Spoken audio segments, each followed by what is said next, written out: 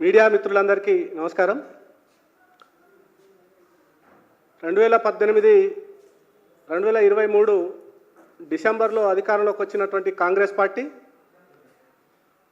ముఖ్యమంత్రిగా అయినటువంటి రేవంత్ రెడ్డి గారికి దాదాపుగా 2 ఏళ్లు కావస్తున్నా ఇప్పటికీ పాలన మీద ఏమాత్రం పట్టు రాలేకపోయిందనేటువంటిది వారు తీసుకుంటున్నటువంటి నిర్ణయాలు, చేస్తున్నటువంటి నియామకాల ద్వారా పూర్తిగా అర్థమవుతా ఉన్నది.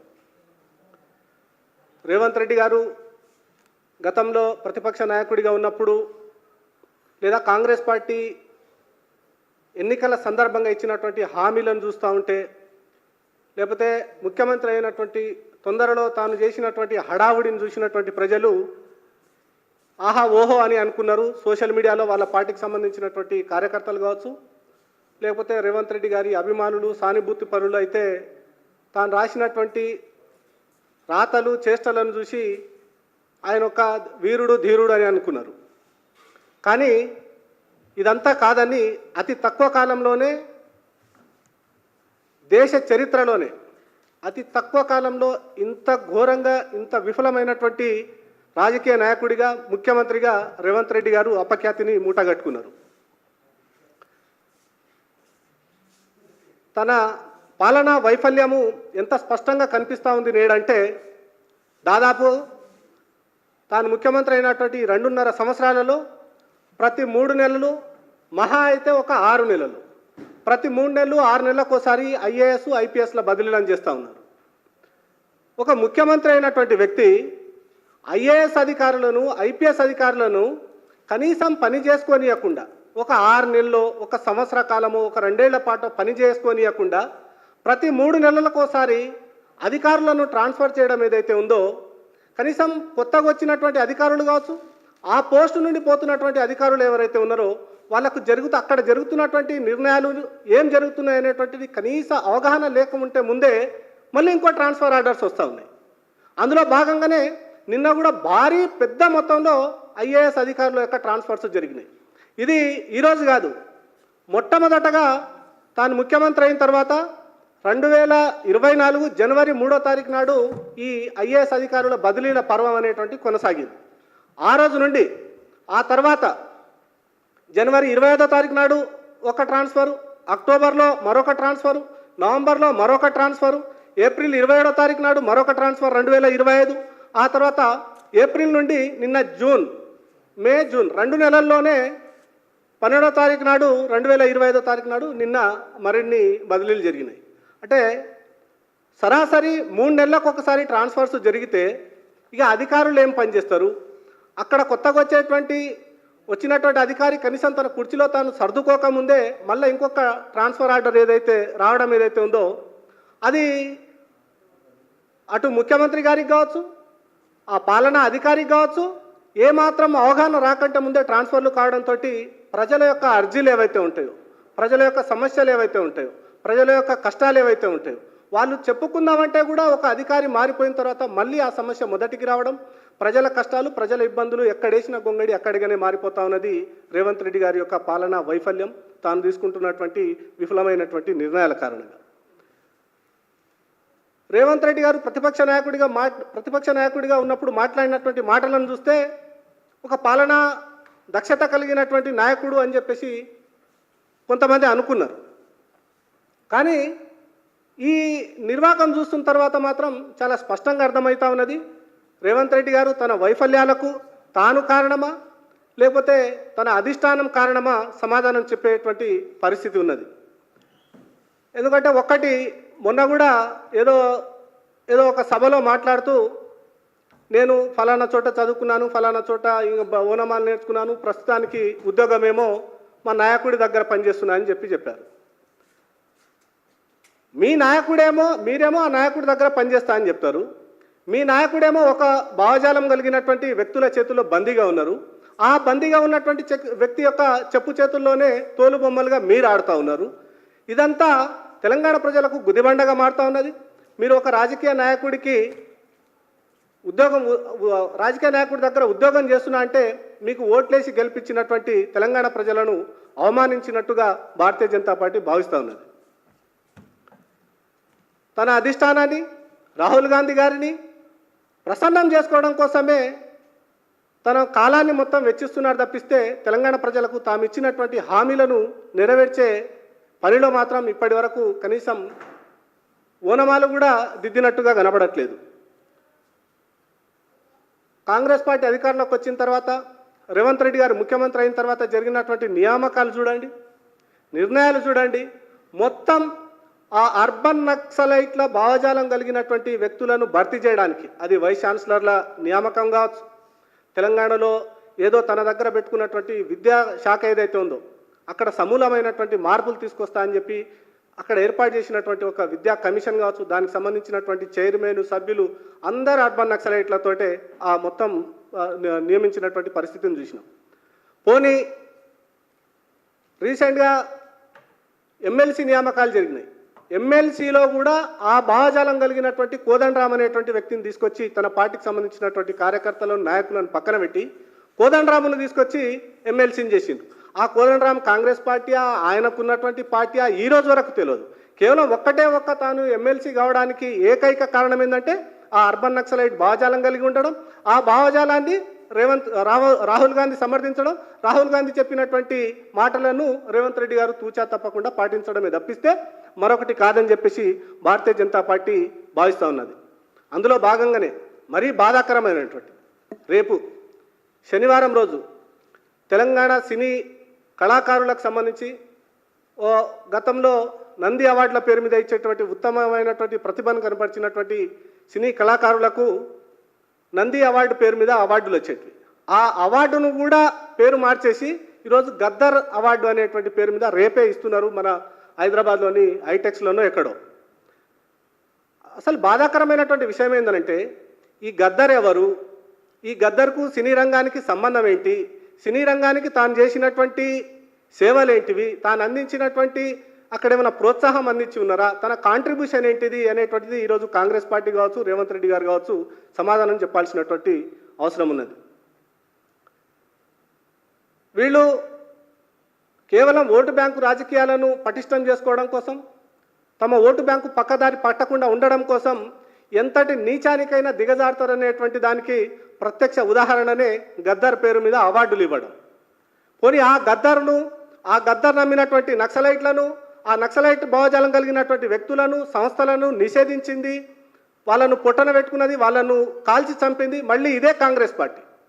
నువ్వే చంపుతావు, నువ్వే సంతాపం తెలియజేస్తావు, నువ్వే నీకు అవసరం కదా అని చెప్పేసి వాళ్ళ పేర్ల మీద అవార్డులు ఇస్తావు, రివార్డులు ఇస్తావు, వాళ్ళకు కావాల్సినటువంటి నియామకాలు చేస్తావు. ఇది చాలా బాధాకరమైనటువంటి విషయాన్ని తెలంగాణ సమాజం ఈరోజు కాంగ్రెస్ పార్టీని ప్రశ్నిస్తూ ఉన్నది. అది ఎంతవరకు పోతారో వీళ్ళు ఓట్ల కోసమనంటే, రేపటి రోజు వీళ్ళకి అవసరం అనుకుంటే ఈరోజు ఒక భావజాలం కలిగినటువంటి వ్యక్తులను ప్రసన్నం చేసుకోవడం కోసం అవార్డుల గద్దర్ అవార్డు పేరు మీద అవార్డులు ఇస్తున్నారు. రేపటి రోజు మరింత వాళ్ళు ఒకవైపు భారతీయ జనతా పార్టీ ప్రభంజనం దేశం మొత్తం వీస్తూ ఉన్నది, వీళ్ళ యొక్క పీఠాలు కదులుతూ ఉన్నాయి. వాళ్ళకు ఓటు బ్యాంకుగా మొదటి నుండి ఒక సామాజిక వర్గాన్ని, ఒక మతాన్ని వాళ్ళు ఓటు బ్యాంకుగా పదిలం చేసుకునేటువంటి ప్రయత్నం చేశారు. అది ఇంకా పీఠాలు ఆ వర్గంలో ఉన్నటువంటి వ్యక్తులు కూడా ఈరోజు వాస్తవాలను తెలుసుకొని భారతీయ జనతా పార్టీ నేతృత్వంలోని కేంద్ర నరేంద్ర మోడీ గారి నేతృత్వంలోని ప్రభుత్వం సబ్కా సాత్ సబ్కా వికాస్ అనేటువంటి స్ఫూర్తితో పనిచేస్తున్న దాన్ని అర్థం చేసుకున్నటువంటి ఆ వర్గం ప్రజలు కూడా ఈరోజు భారతీయ జనతా పార్టీ వైపు మళ్ళుతున్నటువంటి సందర్భంలో వీళ్ళు అవసరమైతే ఓ యాకూబ్ మెమనో, లేకపోతే అజ్బల్ కసబో, లేకపోతే అఫ్జల్ గురుల పేర్ల మీద కూడా అవార్డులు ఇవ్వడానికి కాంగ్రెస్ పార్టీ వెనకడుగు వేయదేమో అనేటువంటి అనుమానం కలుగుతూ ఉన్నది. ఇది ఊరికనేదో నేను భారతీయ జనతా పార్టీ అధికార ప్రతినిధిని కదా, నేను విమర్శించాలి కాబట్టి విమర్శిస్తున్నా అని కూడా అనుకోవడానికి లేదు. రేవంత్ రెడ్డి గారి మంత్రివర్గంలో మంత్రిగా ఉన్నటువంటి ఒక వ్యక్తి ఆపరేషన్ కగార్ని ఆపేయాలని, వాళ్ళ పార్టీకి సంబంధించినటువంటి రాష్ట్ర అధ్యక్షులుగా ఉన్నటువంటి ఒక వ్యక్తి ఆపరేషన్ కగారు పేరు మీద ఈరోజు మన జాతీయ భద్రతా దళాలు గిరిజనుల మీద ఉక్కుపాదం మోపుతున్నాయని, ఆ ఆపరేషన్ కగారును తక్షణమే నిలిపేయాలని చెప్పేసి సాక్షాత్తు మంత్రివర్గంలో ఉన్నటువంటి ఒక వ్యక్తి మాట్లాడడం ఏదైతే ఉందో ఇంతకంటే సిగ్గుచెట్టు మరొకటి ఉండదనేటువంటి విషయాన్ని భారతీయ జనతా పార్టీ స్పష్టం చేయదలుచుకున్నది. ఈ మాట ఎందుకు అనాల్సి వస్తుందంటే, వాళ్ళ పార్టీకి సంబంధించినటువంటి నాయకుడు రాహుల్ గాంధీ రాజ్యాంగం పేరు మీద ఒక చిన్న పుస్తకాన్ని పట్టుకొని దీన్ని కాపాడుతాను, సంవిధానం బచావ్ అని చెప్పేసి తిరుగుతూ ఉంటారు. ఆ రాజ్యాంగ స్ఫూర్తి మీద, ఆ రాజ్యాంగ విలువల మీద ప్రమాణం చేసినటువంటి వ్యక్తులే ఆ రాజ్యాంగం ద్వారా సంక్రమించినటువంటి భారత చట్ట విరుద్ధ కార్యకలాపాల చట్టం ఏదైతే ఉందో 1967 ప్రకారం ఈ నక్సలైట్ సంస్థలను ఉగ్రవాద సంస్థలుగా ప్రకటించిందే కాంగ్రెస్ పార్టీ. ఒకవైపు మీరే ప్రకటిస్తారు, మరోవైపు మీరే ఆ సంస్థలను వెనుకేసుకొస్తారు. ఈ ఆపరేషన్ కగార్ అనేటువంటిది స్టార్ట్ అయిందే కాంగ్రెస్ పార్టీ కేంద్రంలో అధికారంలో ఉన్నప్పుడు. మీరే స్టార్ట్ చేస్తారు, మీరే ఆ సంస్థలో కలిగినటువంటి వ్యక్తులను వెనుకేసుకొచ్చేటువంటి ప్రయత్నం చేస్తూ ఉన్నారు. ఇది చాలా బాధాకరమైనటువంటి విషయాన్ని భారతీయ జనతా పార్టీ కాంగ్రెస్ పార్టీకి తెలియజేస్తూ ఉన్నది. కాబట్టి కేవలం ఒకరిద్దరిని సంతృప్తి పరచడం కోసమో లేకపోతే ముఖ్యమంత్రిగా తాను కాలయాపన చేయడం కోసమో కాకుండా ప్రజలకు మేలు చేసే దిశగా తానకు ఈరోజు ఏదైతే ఈ ముఖ్యమంత్రి పదవి రావడానికి కారకులైనటువంటి తెలంగాణ ప్రజలను వాళ్ళకి ఇచ్చినటువంటి వాగ్దానాలను నెరవేర్చే దిశగా రేవంత్ రెడ్డి గారు ఆలోచించాలి. రాహుల్ గాంధీ గారికి సంబంధించినటువంటి భజనను బంద్ చేయాలి. తెలంగాణ ప్రజలను అవమానించడం ఇకనైనా బంద్ చేయాలి. మొన్న ఒకసారి రాహుల్ గాంధీ దగ్గర ఉద్యోగం చేస్తానని అవమానించి తెలంగాణ ప్రజలను అవమానించడం జరిగింది. అట్లా కాకుండా రేపటి రోజు రాహుల్ గాంధీ యొక్క భజనను బంద్ చేసి తెలంగాణ ప్రజలను గౌరవించడం నేర్చుకోవాలి రేవంత్ రెడ్డి గారు.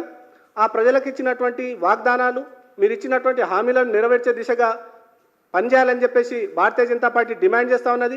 ఒకవైపు మీరు రాష్ట్ర ఆర్థిక పరిస్థితి బాగాలేదని మాట్లాడుతూ ఉన్నారు, రెండో వైపు ఏమో దుబారా పెరిగిపోతూ ఉన్నది. మీ పార్టీకి సంబంధించినటువంటి మంత్రులు ఇక్కడి నుంచి ఒక నల్లగొండకు పోవాలన్నా, హైదరాబాద్ నుండి నల్లగొండకు పోవాలన్నా, లేకపోతే నల్లగొండ నుంచి ఖమ్మంకు పోవాలన్నా, లేకపోతే హైదరాబాద్ నుంచి మామ్నార్కు పోవాలన్నా హెలికాప్టర్లను వాడుతూ ఉన్నారు. ప్రభుత్వ ధనాన్ని దుర్వినియోగం చేస్తూ ఉన్నారు. ఇవన్నీ దుబారాను కట్టిపెట్టాలి. అనవసరమైనటువంటి అవార్డులు, రివార్డుల పేరు మీద చేసేటువంటి హంగామాను, హడావుడిని మానుకోవాలి. తెలంగాణ ప్రజలకు ఇచ్చినటువంటి హామీలను నెరవేర్చాలని చెప్పేసి భారతీయ జనతా పార్టీ డిమాండ్ చేస్తూ ఉన్నది. రేపటి రోజు తెలంగాణ గద్దర్ అవార్డుల పేరు మీద ఇస్తున్నటువంటి అవార్డుల విషయంలో కూడా సినీ ప్రముఖులు ఒకసారి పునరాలోచన చేయాల్సినటువంటి అవసరం ఉంటుంది. ఎందుకు ఈ మాట చెప్పాల్సి వస్తుందంటే తెలంగాణ సినీ ప్రముఖులు కొంత భయపడుతున్నట్టుగా ఉంది. రేవంత్ రెడ్డి చెప్పు చేతుల్లో ఉండడం కోసము గతంలో ఒక సినీ యాక్టర్ని ఏదో కేసు పేరు మీద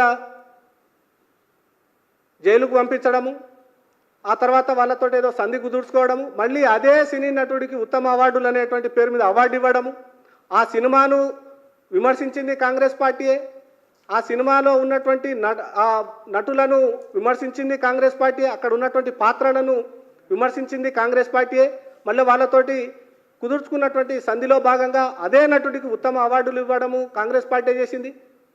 ఇట్లా వాళ్ళ యొక్క ఊకదంపుడు, తోక ఊపుడు ఏది మన ఉడత ఊపులకు తెలంగాణ సినీ ప్రముఖులు భయపడొద్దు. ఈ పాలన, ఈ ముఖ్యమంత్రి, ఈ కాంగ్రెస్ పార్టీ ఎల్లకాలం తెలంగాణలో అధికారంలో ఉండదు. కాబట్టి రేపటి గద్దర్ అవార్డుల విషయంలో తెలంగాణ సినీ ప్రముఖులు పునరాలోచన చేయాలి. రేవంత్ రెడ్డి గారు పాలన మీద దృష్టి పెట్టాలి. తెలంగాణ ప్రజలకు ఇచ్చినటువంటి హామీలను నెరవేర్చే దిశగా పనిచేయాలి. ఇప్పుడున్నటువంటి ఈ ట్రాన్స్ఫర్లు, బదిలీలు నెలకోసారి 3 నెలలకోసారి బంద్ చేసేసి వాళ్ళను 3 నెలల ముచ్చటగా కానియకుండా వాళ్ళను పనిచేసే దిశగా వాళ్ళను అవకాశం కల్పించాలి.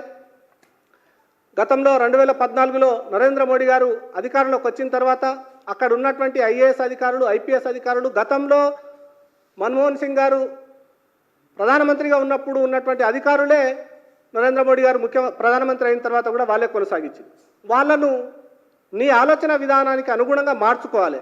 సమయపాలన విషయంలో కావచ్చు, పనితీరులో కావచ్చు మార్చుకోవాలి తప్పిస్తే వాళ్ళని ట్రాన్స్ఫర్లు చేయడము, 3 నెలలు కాకుండా మళ్ళీ ట్రాన్స్ఫర్లు చేయడం అనేటువంటి హడావుడి బదిలీలను మానుకొని తెలంగాణ ప్రజలకు వాళ్ళు సేవ చేసుకునే దిశగా వాళ్ళకు అవకాశం కల్పించాలి. రేవంత్ రెడ్డి గారు కూడా తాను ఇచ్చినటువంటి హామీల విషయంలో పకడ్బందీగా ఉండాలి. తాను ఇచ్చినటువంటి హామీలను 100కి 100 పాళ్ళు అమలు చేయాలని చెప్పేసి భారతీయ జనతా పార్టీ డిమాండ్ చేస్తూ ఉన్నది.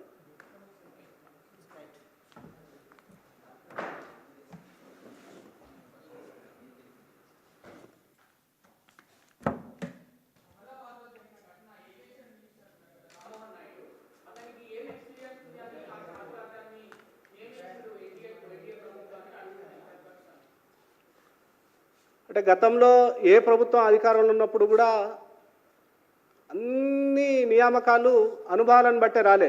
ఇప్పుడు కాంగ్రెస్ పార్టీ ఆ ప్రశ్న వేసిందనేటువంటి నేను కూడా వార్తల్లో చూసిన. ఇప్పుడు మన రాష్ట్రానికే వస్తే ముఖ్యమంత్రిగా రేవంత్ రెడ్డి గారిని నియమించారు, అదే కాంగ్రెస్ పార్టీ నియమించింది. మరి రేవంత్ రెడ్డి గారికి ఏం ఎక్స్పీరియన్స్ ఉందని చెప్పేసి ముఖ్యమంత్రిని చేసి, లేకపోతే దాంట్లో ఉన్నటువంటి సగానికి పైగా దాదాపు నాకు తెలిసి 70-75% మంది మంత్రులుగా ఉన్నటువంటి వ్యక్తులు మొదటిసారి మంత్రులైనటువంటి వాళ్ళే. మరి వాళ్ళకి ఏం అనుభవం ఉందని చెప్పేసి కాంగ్రెస్ పార్టీ ఈరోజు వాళ్ళని నియామకం చేసింది. కాబట్టి ఏదో ఒక కొంత దురదృష్టకరమైనటువంటి సంఘటన జరగడం, దాన్ని ఏదో బద్నాం చేయాలి కాబట్టి, రాజకీయపరమైనటువంటి విమర్శలు చేయాలి కాబట్టి విమర్శిస్తామనంటే అది సహేతుకం కాదు. ఈ దుర్ఘటన జరగడం, ఈ బాధాకరమైనటువంటి సందర్భంలో అక్కడ చనిపోయినటువంటి కుటుంబాలకు మనం ఏ రకంగా సానుభూతి తెలపగలము, వాళ్ళ మనోధైర్యాన్ని పెంచే దిశగా మనమేం పనిచేయాలి రాజకీయాలను పక్కన పెట్టి, కానీ ఈ రకమైనటువంటి విమర్శలు చేయడం అనేటువంటి వాళ్ళ యొక్క సంస్కారానికి మంచిది కాదనేటువంటిది నా యొక్క విజ్ఞప్తి.